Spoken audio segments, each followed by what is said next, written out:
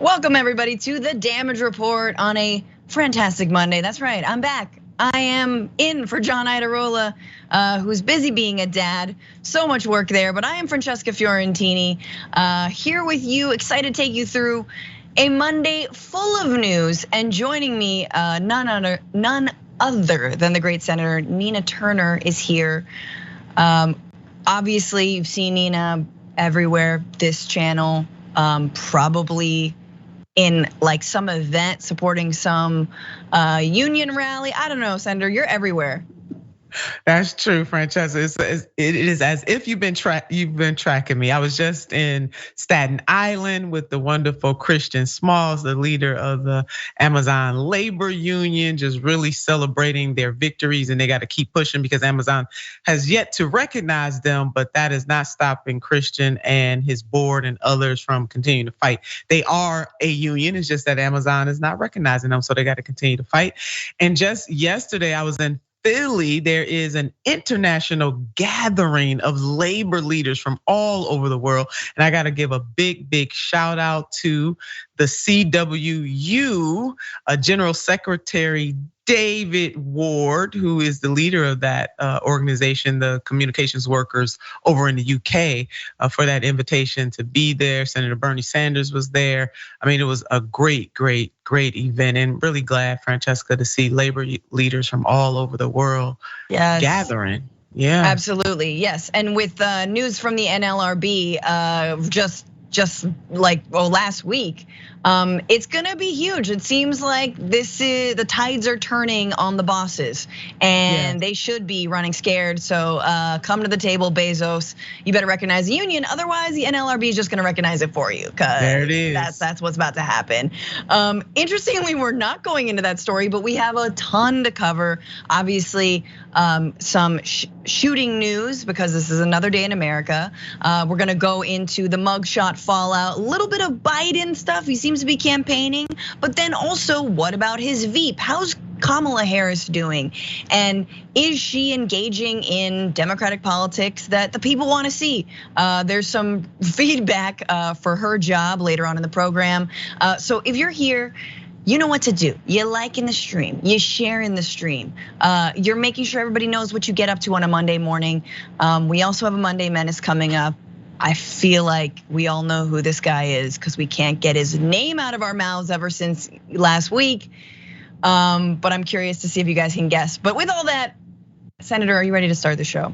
Let's go, Francesca. All right, well, we have to start out, of course, on a solemn note, but it is another day in America. It has been a while since we started out the show like this, but we're back because it is another weekend in the United States and another heinous and racially motivated racist mass shooting, this time in Jacksonville, Florida, at a Dollar General store where a white gunman who had an AR-15 with a swastika on it shot and killed 3 Black Americans at a Dollar General. He was identified as 21-year-old Ryan Christopher Palmetter, and he left behind racist writings, used racial slurs. That's according to the Jacksonville Sheriff TK Waters. He was armed again with that AR-15 rifle and a handgun, both legally purchased, and targeted Black people as he opened fire inside the store, according to the sheriff. And just for some actual proof, here is that gun, and here is the sort of, I don't know, like childlike whiteout drawing etched in it. There he has his swastika, of course, because he's a white shooter, racially motivated. He left behind a manifesto. But enough about this a-hole. Let's talk about who is mourning their loved ones and who are the people who were targeted. So the 3 people who were murdered are Angela Michelle Carr, who was 52, and Nolts Joseph, or AJ Laguerre Jr., who was 19, and Gerald Gallion, who was 29 years old.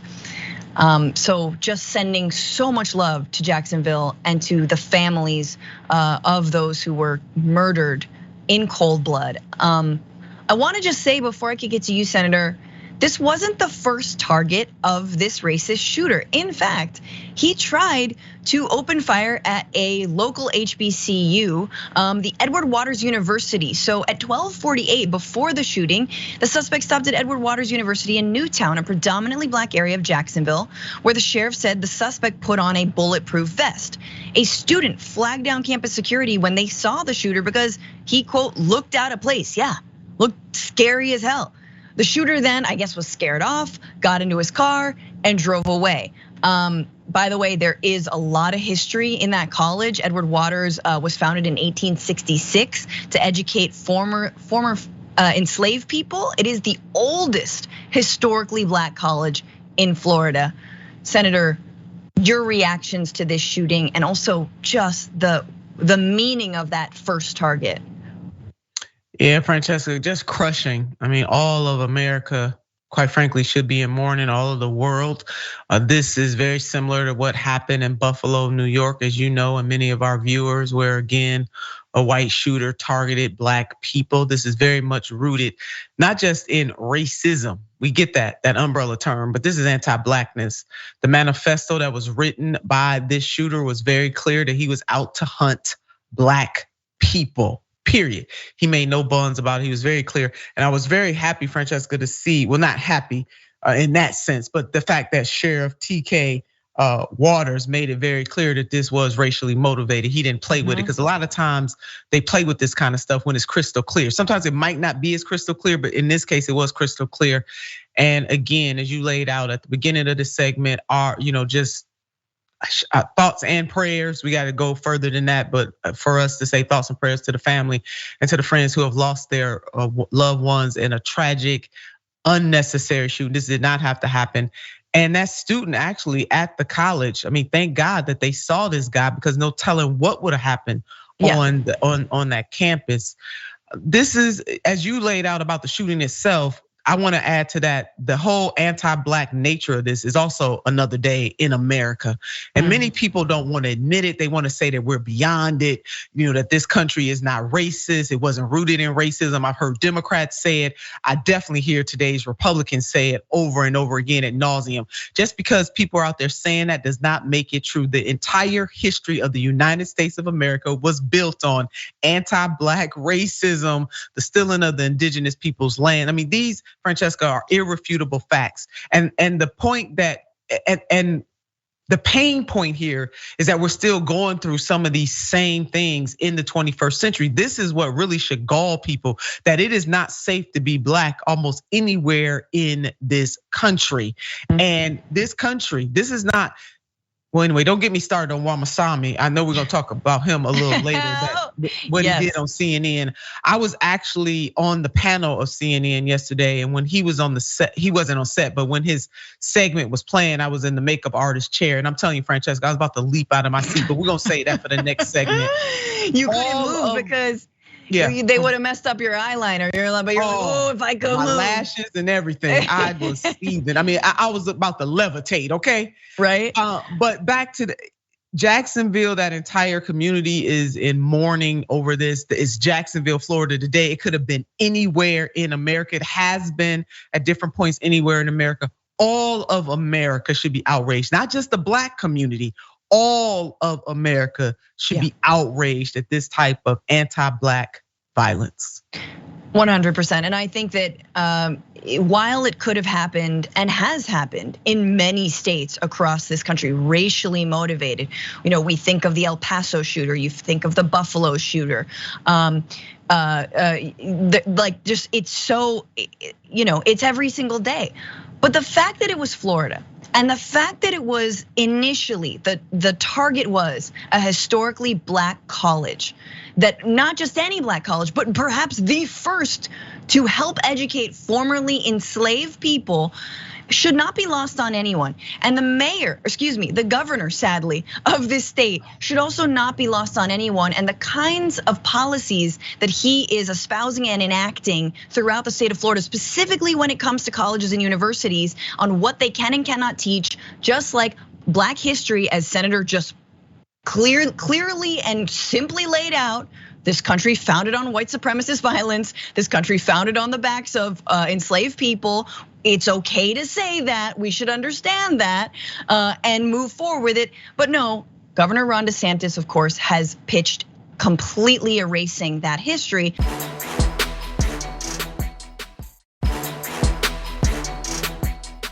I would like to say a few additional words about what happened in Jacksonville yesterday.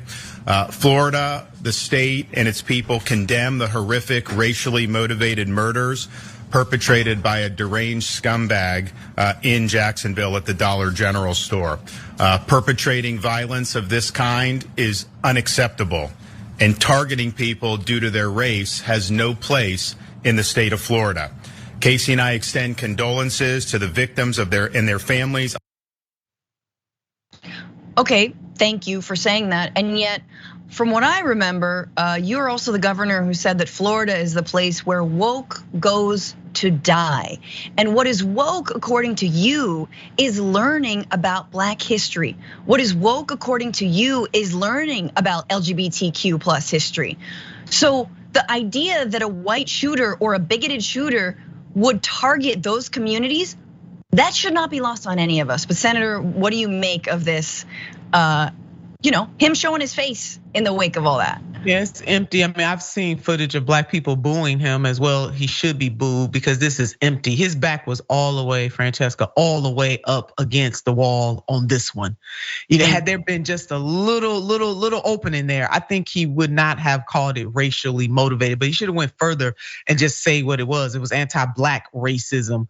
This is the same governor. I mean, you're laying out the list of things that he has done. Another is to his very school board, his state school board, declaring that enslaved people learned so many great skills under slavery by leaving out the fact that they were raped, that they were maimed, that they were separated from their families, that their labor was not paid for, that they were kept generationally enslaved. He left out all of that. He left out the Black codes and Jim Crow, all of that stuff. He left all of that out. So, there's very little at this point that this governor can do he has not done enough to redeem himself as of yet. Now he has some opportunities to do that. He should go back to that school board and tell them to throw out all that nonsense and historical foolishness that they want to teach these kids. That would be a start. But the man is special in all kinds of ways, and they're not good ways. But Francesca, his back was all the way, and I mean all the way against the wall on this one. Yeah, I mean, look, for all of these mass shootings, we always come back to, chicken or the egg discussions. We don't know what this person was going through. We know they were racist. They believed in white supremacy. They have this Nazi symbol. But one thing we do know, though, is our access to guns sets us apart. There are histories of violence and racism in many, many countries around this world. The difference is our access to things like AR-15s is unrivaled. And speaking of another state that has its own issues, despite being a blue state, is California, right? So over the weekend, there was yet another mass shooting. This time it was in a biker bar last week in Orange County, perpetrated by a former police sergeant. The Orange County Sheriff's Department identified the gunman as John Snowling, a retired Ventura police sergeant. He was 59, he came to Cook's Corner. His target was his wife, who was a regular at the bar, and he fired on her and then began shooting randomly. And that meant he killed 3 people: Tanya Clark, 49, Glenn Sproul of Stanton, California, John Leahy of 67 of Irvine. They were all killed. And what was the motivation here? And I think we need to pay attention to what is always the motivation, right? It's either this bigotry, this racism, or like domestic violence. So among the wounded was Snowling's estranged wife, who he was targeting. He was trying to target her. Who was retired Sergeant Snowling's intended target. Officials say Marie Snowling, who filed for divorce in December of last year, sought to end their 3-decade-long union under California community property laws. Marie Snowling would have been in line for half of his pension accrued during the years of their marriage. Oh, she can't have that. Can't have that. So I just want to say, she actually survived. He missed. She's still alive. But I just want to say, like, people think we're crazy when we point out the obvious about who the victims of gun violence are 9 times out of 10. People of color, specifically Black Americans in racially motivated hate crimes like the one we saw in Jacksonville, but also women and people who have been on the receiving end of violence, for who knows, for decades. So I just want to lay that out there as well. Senator, any final thoughts? Yeah, I just want to go back to the Jacksonville and condolences to those families too, and the people who were in these bars. I mean, this frenzy, people thinking that guns are not the end all, be all, but we do act like that in this country. Some people do. The Second Amendment, the people who like the NRA and others, they act like it's absolute, while they skip everything else about what should be absolute in this country, and that is the pursuit of life, liberty, and happiness. And part of life and liberty is being able to go to the damn grocery store or being able to walk down the street, whatever it is that you need to do in your daily life without fear of being gunned down for whatever reason. So that part. But going back to Jacksonville, for me, Francesca, that story is not just about access to guns. It's about hatred. Period. And I don't want, I think some people are going to just make this about guns and mental health. It was Brianna Joy Gray who put out a fantastic tweet, and she just said, and being sarcastic, but absolutely true, thanks to people who do have mental health challenges, who don't just pick up a gun and go gun down Black people. In other words, it is wrong for people to continue to pretend like that this is just a mental health crisis. I know a lot of people with mental health, hell, everybody probably got some type of mental health challenge in their lives. You're not picking up a damn gun, but I'm talking about people who are diagnosed. Oftentimes when there's gun violence, whether it's racially motivated or not, that is the first thing that people go to, especially when they want to absolve the gunman or woman, but most of the time it's a gunman, of their actions to say that they have some type of mental health condition. Maybe they do. However, we should not paint the broad brush of everybody with a mental health condition as gunning people down. That is not the reality here in America. Jacksonville was totally racially motivated, period. To the point where even Desantis can't deny it, right? To the point where even Republicans are saying, okay. But when it's not so clear, and they have no solution to it. Their solution would be to shut the F up, but they won't do that. Put a fork in it, you're done, but they won't do that. So they at least say this, but when it is more random seeming, right? Then they just go mental illness. They're not gonna do anything about any of these things. We all know that. They're not gonna do anything about the racism that they spew. They're not gonna do anything about gun control. They're not gonna do anything about mental illness. So why are we even, I don't know. It's just sort of like a pick your poison thing. Hey, D, all of the above. But in this case, it goes back to absolutely the kinds of vitriol that are being spewed.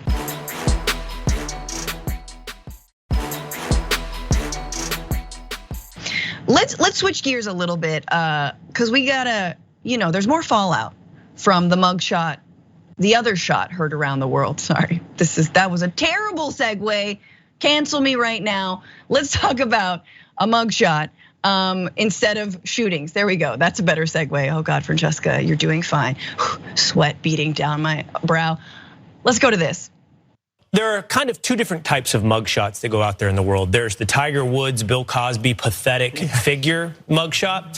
And then there's the mugshots that you see of people like Frank Sinatra when he was young, or Janis Joplin. And these mugshots, which include people like MLK, these project a different image, not sad and pathetic, but an image of defiance. And I think that what you're seeing right there is defiance. And that's the exact message that Trump wants to convey.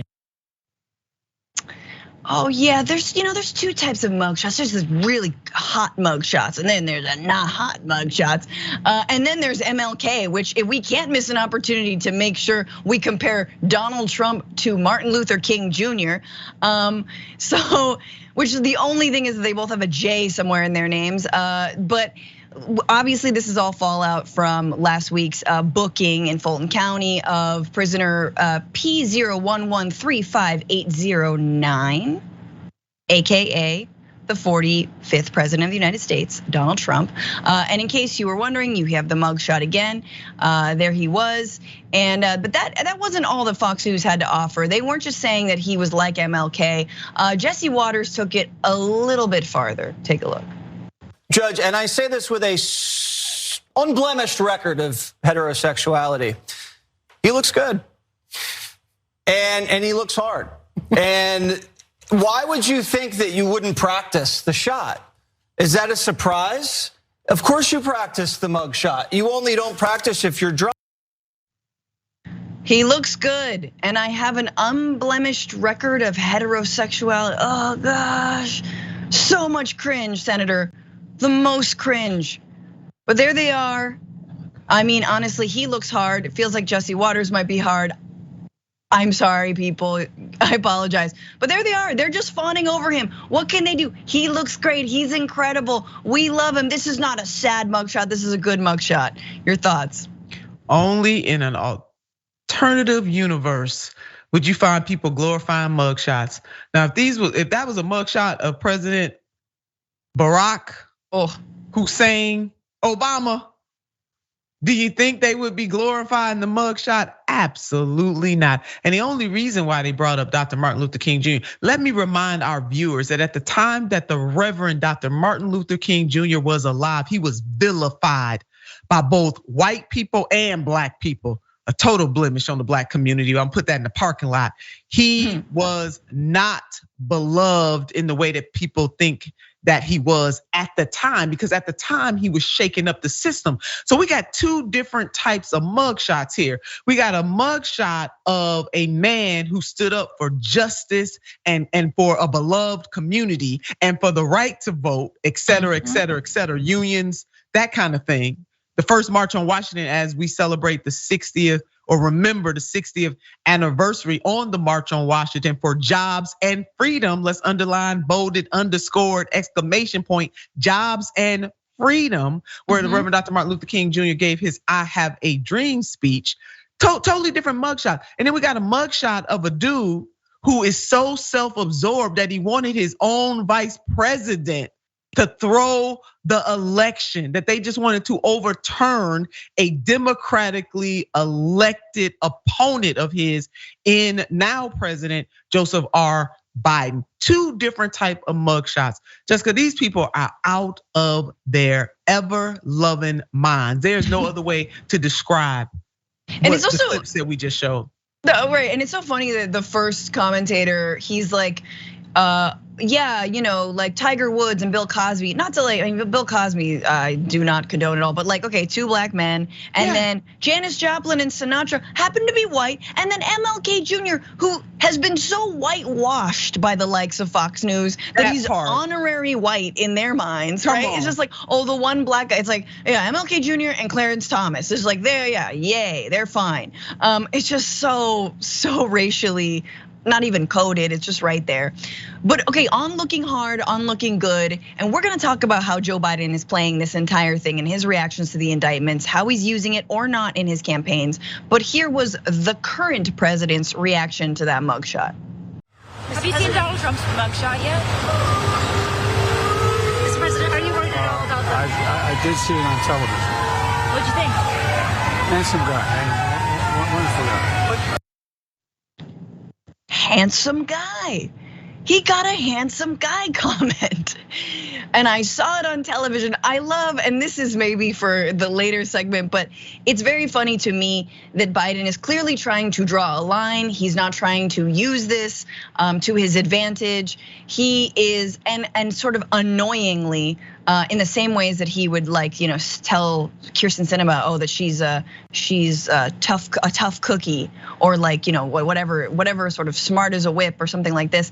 Like, handsome guy. This is the closest to like a Biden insult, other than like a two-faced lying pony soldier or whatever it was that we're gonna get. And I would have preferred that one.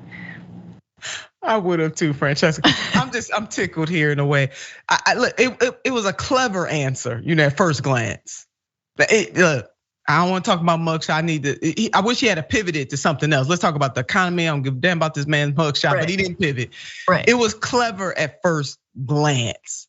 On the other hand, your point about not digging in on this, they don't want to touch Trump with a 10-foot pole at all, and they are making that very clear. I mean, they go harder after they, being establishment Democrats, go harder after progressives than they do after Republicans. And so, handsome guy. I remember during a particular election cycle when then Senator Barack Obama was running, I think this president, President Biden, former vice president to President Barack Obama, but before he was president, called Senator Barack Obama then clean cut and articulate. Clean cut and articulate. And I want my white family to understand this. Whenever you say to a black person, take it from me, that they are articulate. That you just don't say that because you don't walk around telling white people that they are articulate. But that's what he said about then Senator Obama. He's clean cut and articulate. So no wonder he would find Trump to be a handsome guy. Oh yeah, the senator didn't have his pants sagging to his ankles. He was clean cut, like oh god, oh god, oh god. But okay, so let's get into it because this was gonna happen.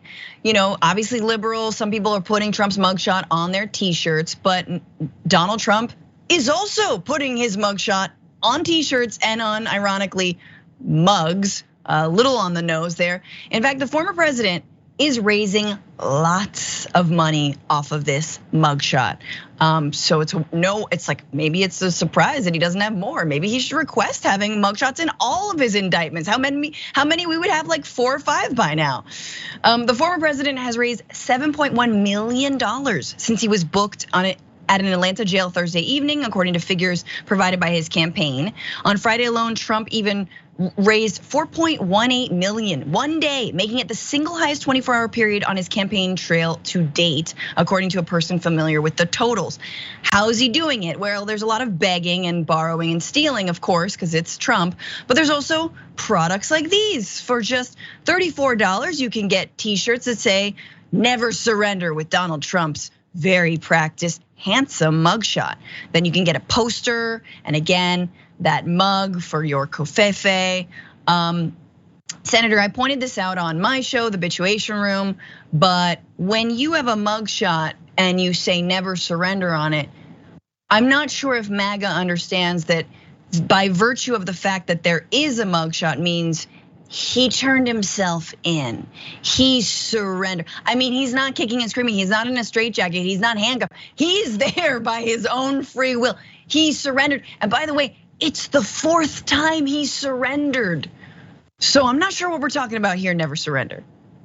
You and I are on the same page. I put out a similar tweet. Yeah. But you did surrender. Okay, do you understand? Look, we can't make this stuff up. This is gonna be, there's gonna be a lot of nice movies that come out behind all this once the writer strikes are over and I know. and SAG after get paid what they deserve. But yeah, they did. He did surrender. So but in Trump's world, this all makes a whole lot of sense. Back to the point that he is raising money. Look, Donald J. Trump. I don't agree with his policies. I don't agree with much, like 99.9% of what this man has done and what he is doing. Politically, however, I just put on my commentator hat and just pure politics. Donald J. Trump is playing pure, unadulterated politics here, and he is winning. He is winning in the polls among Democratic voters. It doesn't matter what the never Donald Trump Republicans have to say. The man is winning and he is dominating, and he is winning. And the Democrats better get a clue, and they better get one real quick, that this man is a runaway freight train and he is running away. With the public opinion, people may say one thing to pollsters, they won't vote for somebody that's been convicted, but it is very clear in the polling among GOP voters, Republican voters, that this man is dominating the field, bar none. And the way that he is able to take this, something that would have just crushed the average person. Right. This man he gets stronger, Francesca, every single time something like this happens. Yeah. This man gets stronger and he's raising a lot of money. And ultimately, it is the blob. He's gonna be a living martyr. This is what's gonna happen here.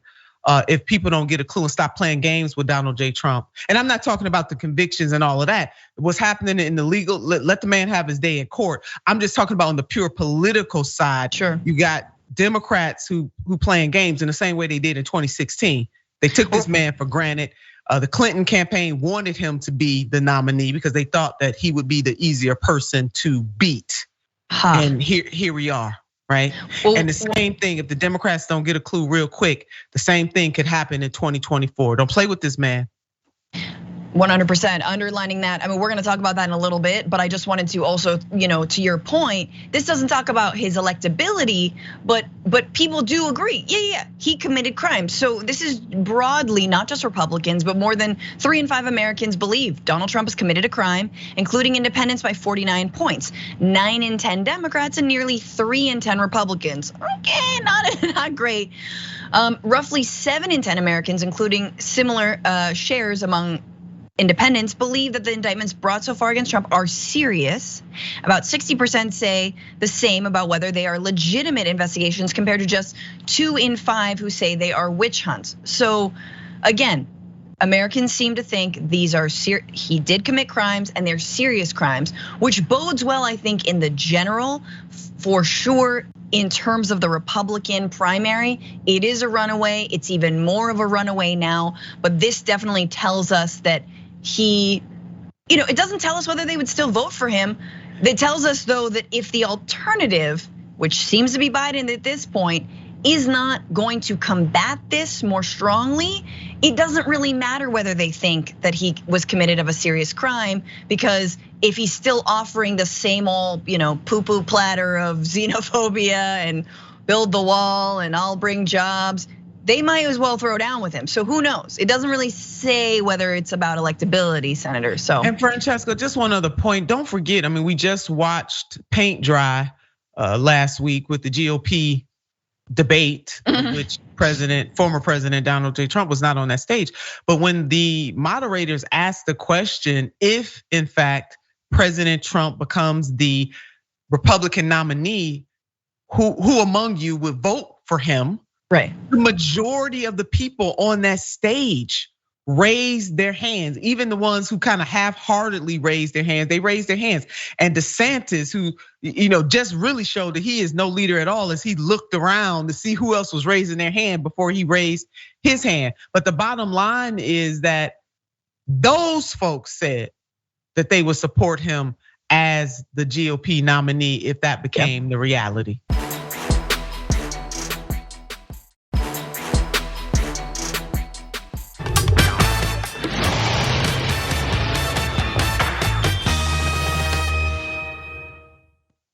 Okay, well, if you have dragons, I'm pretty sure those are the ones who are gonna be enacting the justice for you.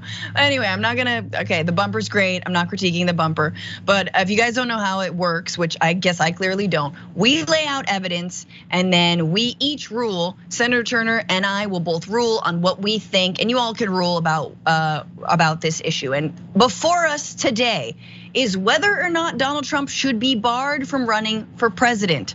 That based on the 14th Amendment of the Constitution, which is the disqualification clause, which, if you don't know, states that, quote, no person shall be a senator or representative in Congress or elector of president and vice president or hold any office, civil or military, under the United States or under any state, who having previously taken an oath as a member of Congress or as an officer of the United States or as a member of any state legislature or as an executive or judicial officer of any state to support the Constitution of the United States shall have engaged in insurrection or rebellion against the same or given aid or comfort to enemies thereof.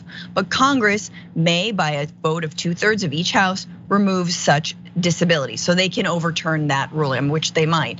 But you're not allowed to hold office if you tried to undermine the very office that you hold, violate your oath to the Constitution of upholding the Constitution, i.e., undermining a democratic election, trying to send fake electors to the Capitol, all the things we've seen.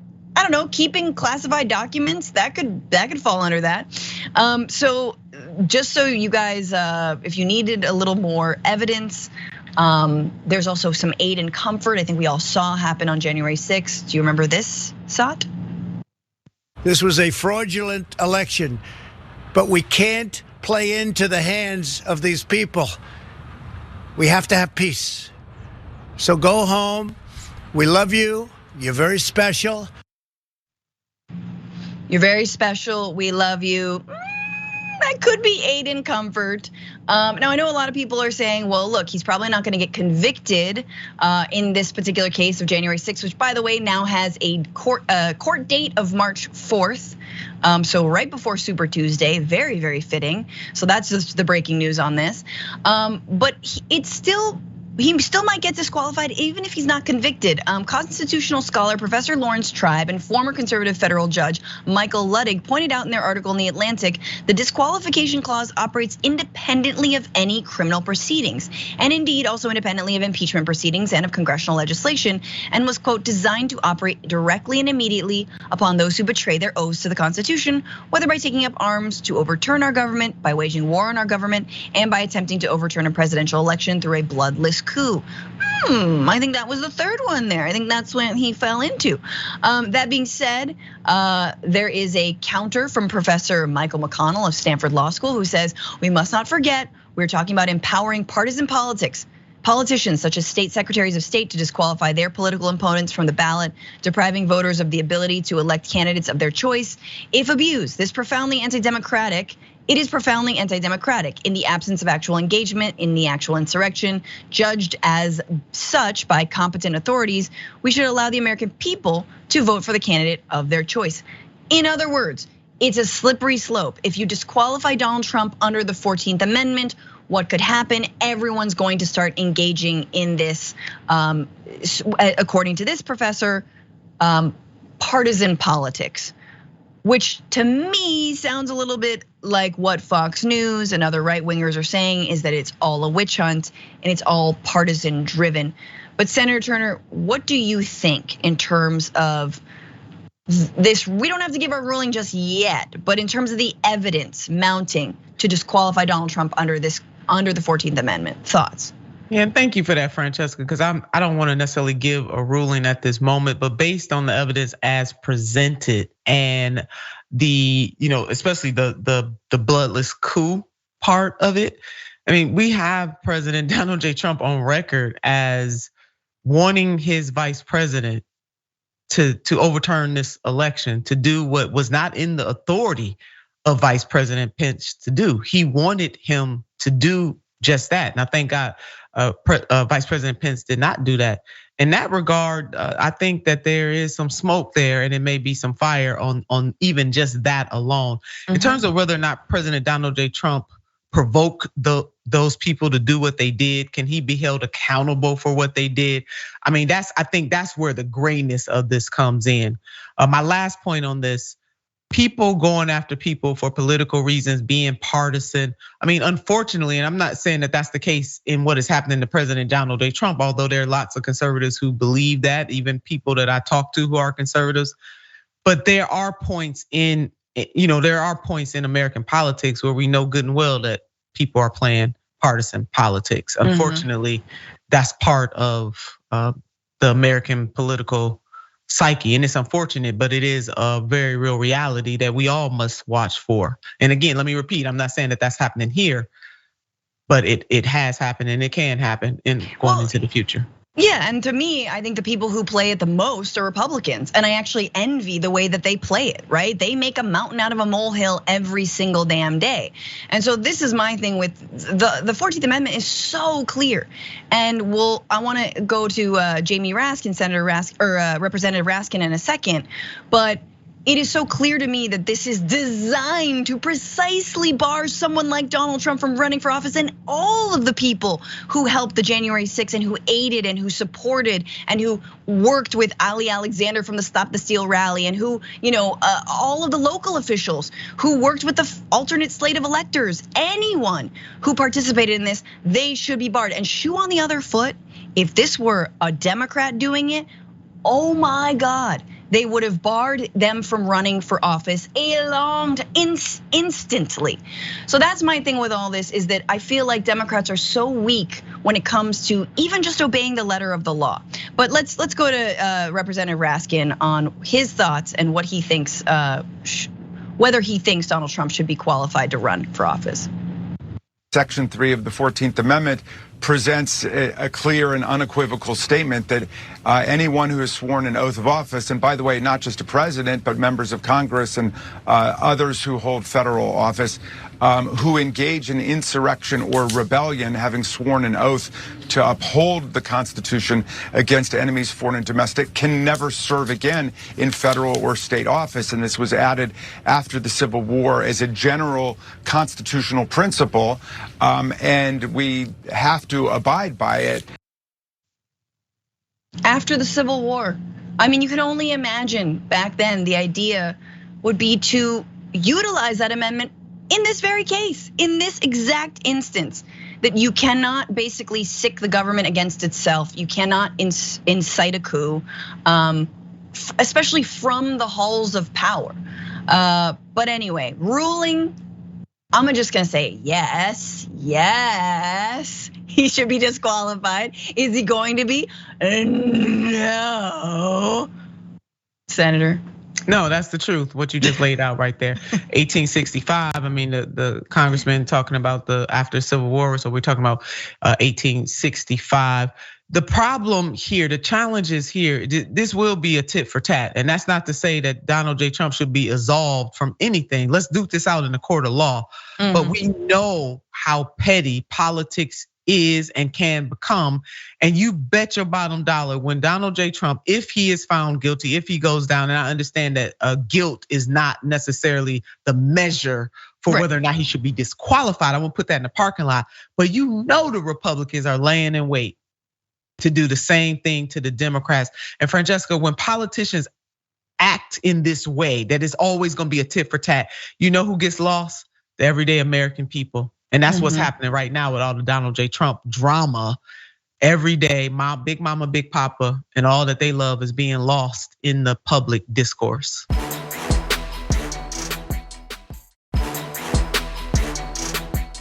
Reproductive health care decisions are among the most personal a woman will ever make. They are choices that should be made by you and your doctor. And the last people who should be involved are these guys. First of all, I'm the one that got rid of Roe v. Wade. Florida Governor Desantis quietly signed into law one of the nation's strictest abortion bans. Governor Desantis, you signed a 6-week abortion ban in Florida. I believe in a culture of life. If I were president of the United States, I would literally sign the most conservative pro-life legislation that they can get through Congress. Do you believe in punishment for abortion? Yes or no, as a principle? The answer is that there has to be some form of punishment. For the woman? Yeah, there has to be some form. President Biden and Vice President Harris are determined to restore Roe v. Wade, and they will never allow a national abortion ban to become law. As long as they are in office, decisions about your body will be made by you, not by them. So there we go, touching on one of the biggest issues facing Americans when they go to the ballot box next year and voting on currently, which is reproductive rights, abortion rights, which are of course under attack from Republican-controlled House, Supreme Court, and states across this country. And so he's focusing on the issues and then using Republican words against them negatively, from Ron DeSantis to then Donald Trump saying there should be some sort of punishment. Absent was Mike Pence, I feel, because like a long sprawling Bible verse is not even, like, even Mike Pence's quotes about abortion aren't exciting enough to put into an attack ad. That's how boring this dude is. It's just like, who knew Christian nationalism was also really sleepy? No, but I gotta be honest with you, I like this ad. I am mad that they're waiting until now to fight. We need them to have fought. It's been a year. So I wanna see some actual movement from behind. It's not just when you want my vote, but what about having clinics on federal land? What about stipends, money for people to travel to places where they can access abortion. No more of these stories of 13-year-old rape victims being forced to carry their rapist child. Like, where is the action now? But I didn't hate this ad. Senator, what do you think? I mean, Francesca, you kind of sort of in my head. So let me just add a little more to it. I won't say it's too little too late.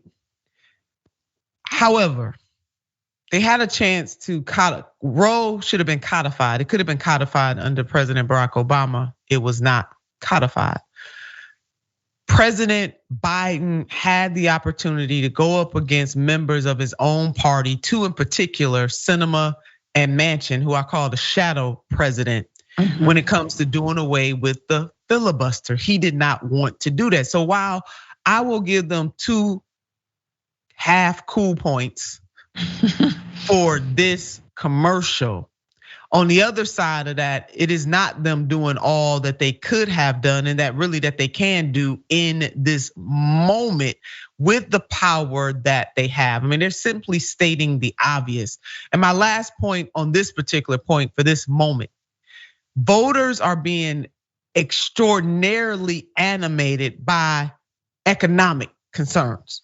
So abortion or reproductive rights can be put in that category, Francesca, and should. It does impact a family's economic well-being, along with other things that impact their economic well-being, such as universal health care. Hello, somebody, such as paid family medical leave, such as child tax credits that this administration allowed to be cut after they touted how proud they were for narrowing the poverty gap for children. So yeah, two cool points. That's all they're getting from me, Francesca. Half points. Yeah, half. I mean, it seems like so, according to Biden aid, they are gonna be focusing on issues and not Donald Trump. So I wanted to get your take on that, but right. So Joe Biden's reelection campaign isn't gonna focus on Donald Trump's legal woes. Co-chair Cedric Richmond said Sunday, the president continues to refrain from talking directly about his predecessor's 4 criminal indictments, despite saying that he looked handsome. The president said from the beginning he wanted an independent Justice Department. We have to do just that. So we're not gonna comment, we're not gonna focus on Donald Trump's legal problems. That being said, on the day that he did turn himself in, Biden's campaign Twitter tweeted, apropos of nothing, I think today's a great day to give to my campaign, he wrote. So a little bit of shade there, but not gonna touch it. I see the rationale. If you wanna maintain the idea that Jack Smith, that Merrick Garland are separate, that these are separate investigations, I think it is a good look for him to say, I don't know, I just saw the mugshot on television. But is this a missed opportunity, Senator? What do you think? I mean, certainly, again, his comment was clever, handsome guy. I don't have a problem with it. He should have pivoted to something else. Right. But I'm gonna go back to a point that this audience has probably heard me make before, progressives, progressives in general. These type of Democrats have no qualms whatsoever at going hard after progressives, but yet you're gonna shrink when it comes to standing up to the GOP. And President Donald Trump is part of that. I mean, this is the same president who continuously made sure that all of America knew that Senator Bernie Sanders was a Democratic socialist. Right.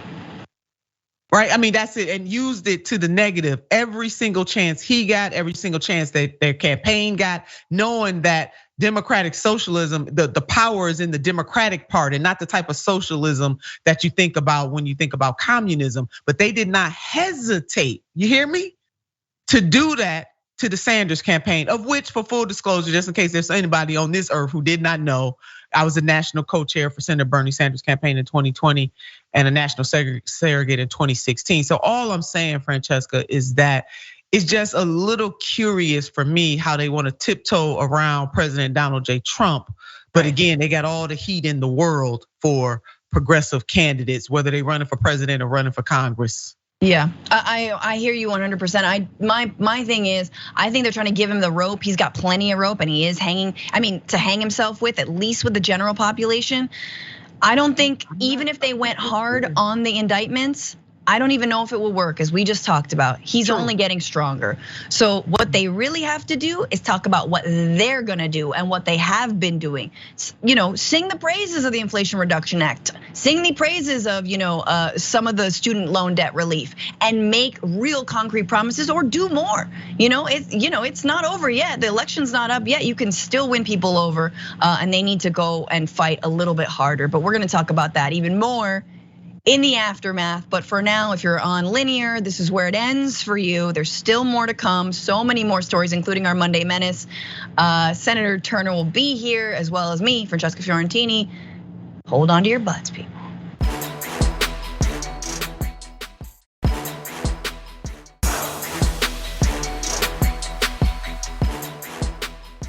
Thanks for listening to the full episode of The Damage Report. Support our work, listen ad-free, access members-only bonus content, and more by subscribing to Apple Podcasts at apple.co/TYT. I'm your host, John Adarola. I'll see you soon.